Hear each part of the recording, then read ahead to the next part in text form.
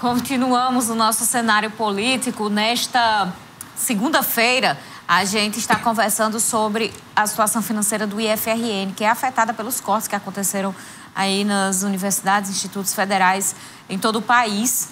E o nosso convidado de hoje, o Isaac Diniz, que é coordenador de finanças e contratos do IF em Mossoró, está explicando para a gente como é que está fazendo, como é que o Instituto está fazendo, esticando o dinheiro para funcionar, certo?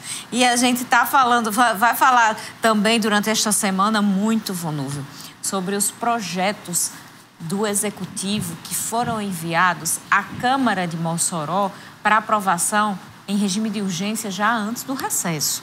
Amanhã não, na quarta-feira, amanhã é feriado, quarta-feira vai acontecer a leitura da redação final da LOA 2023, que deverá passar, ser somente aquela questão formal, vai ser aprovada, porque o projeto já foi aprovado em 2 turnos, mas na próxima semana fica aí a avaliação destes projetos de lei. A Câmara de Mossoró recebeu 6 projetos de lei do Executivo e entre eles tem 2 que prometem causar polêmica ali nas discussões entre as bancadas, oposição e situação. Uma delas é a questão do empréstimo, autorização para a Prefeitura contrair empréstimo em mais de 600 milhões de reais. O outro projeto é da reforma administrativa, que de acordo com a vereadora Marleide, que já deu uma olhadinha estudada, pretende criar aí 64 novos cargos na Prefeitura de Mossoró. E de acordo com o próprio prefeito na justificativa do projeto, ele diz o seguinte, que a alteração no orçamento vai ser aí um impacto de mais R$ 227.800 mensais na Prefeitura de Mossoró, totalizando para o exercício de 2023 e 2024 o montante anual de R$ 2.613.600, viu, Vonúvio? E aí ele já explica, antes de passar esses valores na justificativa, o seguinte: devemos ter em mente o princípio da economicidade. Ele vai falar do aumento de despesa e fala disso, no princípio da economicidade, que diz não apenas em relação aos cortes de despesas, sem as observações necessárias ao cumprimento das entregas à população, porque seria discurso vazio. Na equação financeira administrativa para uma máquina pública e eficiente, sem descuidar da qualidade dos serviços, um desempenho qualitativo, sensível à necessidade das pessoas. Falou bonito, não sei se o povo vai entender, se a bancada da oposição vai aceitar, viu, Vonúvio? Assim, para título de discussão, porque o governismo tem maioria, certamente vai passar. Carol, a gente precisa cobrar explicações, né? Porque, como a gente viu na semana passada, o lançamento do Mossoró Realiza, acho que é este o programa, falava sobre muitas obras, citava sobre melhorias em diversas áreas, educação, saúde, principalmente infraestrutura, saneamento, e todo mundo se perguntando de onde é que vem dinheiro, de onde é que vem dinheiro. Eu percebi, Carol, naquela solenidade, né, ali no teatro, que o Wagner Araújo, que é o secretário de Desenvolvimento Econômico lá de São Gonçalo do Amarante, ele que citou pela questão do cadastro da prefeitura, nota A, explicaram lá tudo bem direitinho, era possível de se obter empréstimos através de instituições bancárias nacionais e até internacionais. Agora, não disse assim, a prefeitura vai fazer ou vai buscar estes contratos para atender a estas demandas. Não foi dito isso, né? Foi dito que estaria liberado para fazer estes empréstimos. 2 dias depois, vai o projeto para a Câmara de Mossoró, solicitando um empréstimo de 300 milhões de reais, de até 300 milhões de reais para instituições bancárias nacionais e de até 70 milhões de reais para instituições bancárias internacionais. Então, é meio que, Carol, eu acho que foge até do quesito da transparência até. né? Porque imagine só, a comunicação precisa funcionar para a compreensão da população e não para atrapalhar a compreensão do povo. Eu avalio que se naquele momento a prefeitura tinha a necessidade de fazer obras que são demandas da população, ela tinha que ser o mais transparente possível e dizer assim, olha, a gente não tem fábrica de dinheiro, a gente vai precisar fazer um empréstimo, a gente já está avisando aqui o que a gente precisa para colocar tudo isso em prática, vai mandar a lei para a Câmara. Isso não foi dito, né? Ficou meio assim para a gente entender, para a gente tentar traduzir o que foi dito nas entrelinhas. É discurso de vendedor, Vonúvio.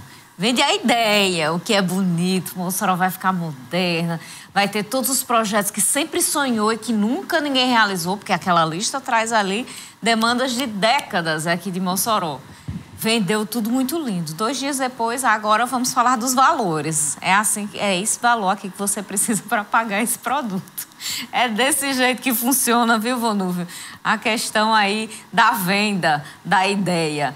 E realmente, Vonúvio, a prefeitura trazendo aí esse projeto para contração desse crédito, mas não tem qualquer informação, por exemplo, sobre os juros que deverão ser pagos por a gente, né? Pela população de Mossoró em relação a esses empréstimos e outros detalhes também. É interessante que a vereadora da oposição, Marlene Cunha, ela destacou aqui nas suas redes sociais que, além da autorização para o empréstimo sem documento que vincule ou em que ou onde será gasto, o prefeito enviou outro projeto de lei criando 64 novos cargos comissionados. Enquanto isso, o servidor ficou sem o reajuste, pois o prefeito dizia que estava no limite prudencial e em calamidade financeira.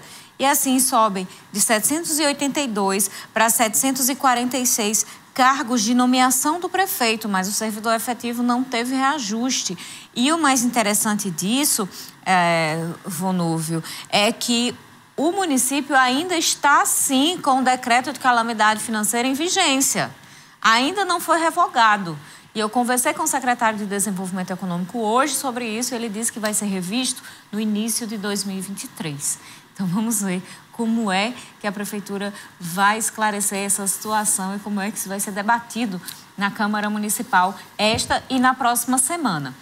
Mas já deixo aqui avisado para você, nosso telespectador, que na próxima quarta-feira quem senta aqui com a gente é o prefeito Alisson Bezerra para explicar como é que vai funcionar isso aí. Vamos de informação, Carol? Rapidinho, Vonúvio. Bem rapidinho. O INSS divulgou o calendário de pagamento de 2023 para aposentados e pensionistas. Mais de 37 milhões de aposentados e pensionistas recebem benefícios do INSS. E de acordo com o novo calendário divulgado, para quem recebe um salário mínimo, os depósitos referentes ao mês de janeiro serão feitos entre os dias 25 de janeiro e 7 de fevereiro. Segurados com renda mensal acima do piso nacional terão seus pagamentos creditados a partir do dia 1º de fevereiro. Os valores já serão pagos com reajuste do salário mínimo, que ainda não foi definido para o ano que vem. Para quem recebe o benefício há algum tempo, vale a data habitual. Pronto, agora sim, vamos voltar, temos ainda programa, então você pode participar aqui do cenário político com a gente, continuando com o Isaac Diniz. Isaac, você falou no bloco anterior sobre a questão dos pagamentos. Só o pagamento de terceirizados que fica afetado em relação a esses cortes do IFRN? Não só terceirizados, né? Para ter uma ideia real do montante, trazendo para a realidade local do campus de Mossoró, até sexta-feira a gente tinha um quantitativo de R$400 mil aproximadamente de valores não pagos, ou seja, despesas que estavam aptas para pagamento e não puderam ser pagas por ausência de recursos financeiros, ou seja, de dinheiro em caixa para honrar com os compromissos. E daí, dentre esses valores, tem conta de energia elétrica, telefonia, né, os equipamentos locados para impressão. Você entra também aí os valores das bolsas, como eu falei, algumas obras que estão em andamento, de pequenas reformas. E aí, quando eu falo obra, não estou falando nem algo voluptuoso, estou falando mais na manutenção mesmo da instituição, de serviço que foi feita uma repintura, levantou uma parede. E quando a gente olha para essas situações, e que já tem empresas, por exemplo, que presta serviço de engenharia de obras, que já cancelaram algumas visitas, certo? Não, a gente não vai realizar esse serviço porque não recebemos nosso pagamento. Estamos com medições pendentes de pagamento. Então, já causa o transtorno para a instituição, né? E aí, assim, a gente espera que isso não ocorra com os contratos de locação de mão de obra, ou seja, os nossos terceirizados. A gente torce para que a corda, mais uma vez, não arrebente no elo mais fraco, né? Aquela pessoa mais sensível, que depende do seu salário ali mensalmente, assim como todos nós, mas, obviamente, né, dentro de um valor bem menor e que causa um transtorno, qualquer atraso, né, no seu pagamento. A gente está vivendo um período de transição entre o governo Bolsonaro, que realizou esses cortes, né, no IF e universidades federais, e o novo governo que vai assumir, do ex-presidente Lula. Foi diplomado hoje, como a gente já falou na edição aqui do cenário político desta segunda. Dentro desta transição tem o grupo de trabalho da educação. Existe alguma ligação do IF, Rio Grande do Norte, com este grupo de transição, com o novo MEC? Olha, o professor Arnóbio, ele é bastante articulado, né, nessa questão, né, política, com a própria governadora Fátima Bezerra, a bancada federal, né, que inclusive boa parte dos recursos da assistência estudantil desse ano, que estão mantendo o funcionamento da instituição, são provenientes da emenda da bancada do governo, porque o orçamento, ao longo desses anos, ele vem diminuindo, né? Para a gente, a fatia do bolo que a gente recebe é cada vez menor, né? Então, isso dificulta ainda mais a gestão. Nessa perspectiva, né, o professor Arnóbio sempre vem trabalhando, né, nos bastidores, né, e aí, independente, né, do partido político, com toda a bancada federal, do IFRN, para tentar prover recursos de emendas que sejam agregados ao nosso orçamento, que é uma prática, né, que vem trazendo algum resultado, tendo em vista que, dentro do recurso que vem provavelmente da LOA, né, no seu projeto inicial, ele sempre vem aquém das necessidades da instituição.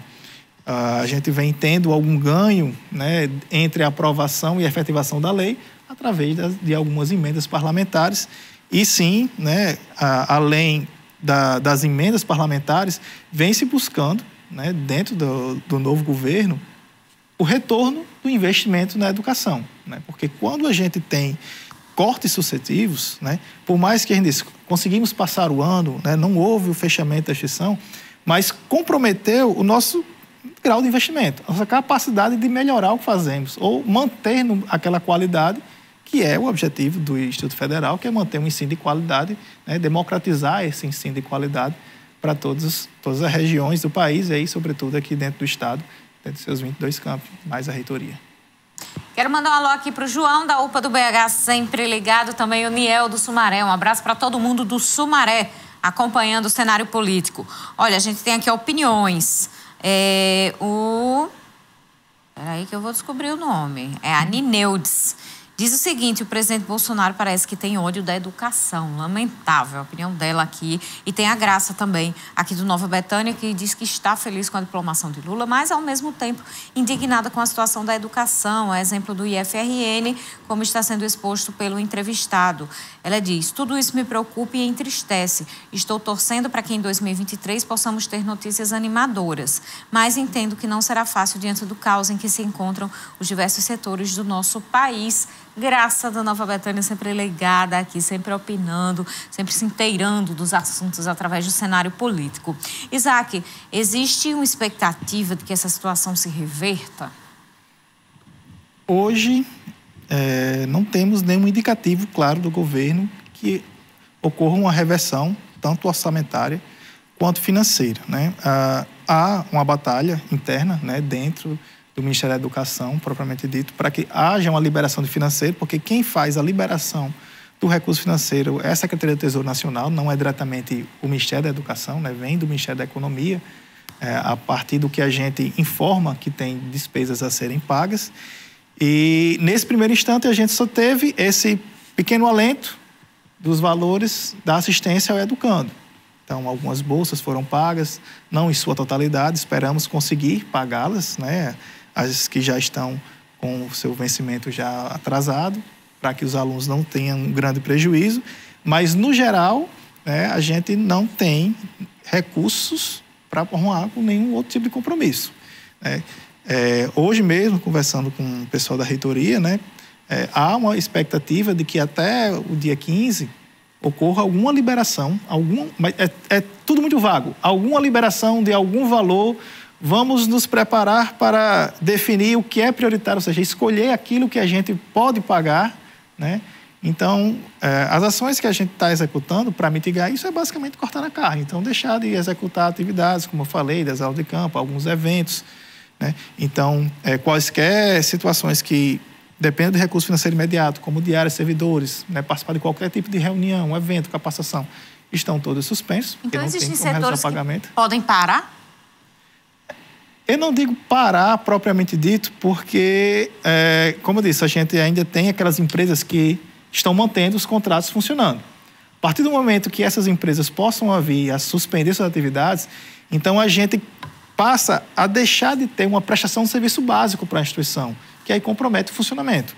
Então, aquele trabalho de formiguinha invisível que a gente não percebe, mas que mantém a instituição funcionando, que é o serviço de limpeza, são os profissionais que estão lá fazendo a manutenção, deixando uma sala limpa, consertando um banheiro, fazendo com que o ambiente, né, de ensino ele seja adequado ao seu funcionamento. Então, a gente espera que não chegue a esse ponto, né? Mas indicativo de que a gente vá ter recurso financeiro suficiente para prover essas despesas imediatas, a gente, infelizmente, não tem. Isaac Diniz, coordenador de Finanças e Contratos do IFRN Campus Mossoró, muito obrigada pelos esclarecimentos no programa de hoje. Eu que agradeço o convite mais uma vez. Seja sempre bem-vindo. Você de casa, boa noite, bom feriado. Até quarta. A gente se encontra quarta-feira. Amanhã, escuta 95 FM ao meio-dia, tem meio-dia TCM. A gente se encontra lá. Um ótimo feriado para você e até quarta.